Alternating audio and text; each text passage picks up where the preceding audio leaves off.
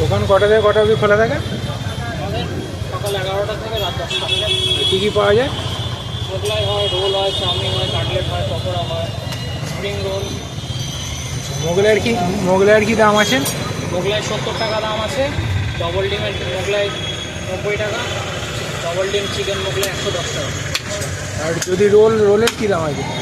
Role এগুলো 40 টাকা, chicken roll 60 টাকা, এগ চিকেন 70 টাকা, পনির আছে 70 টাকা।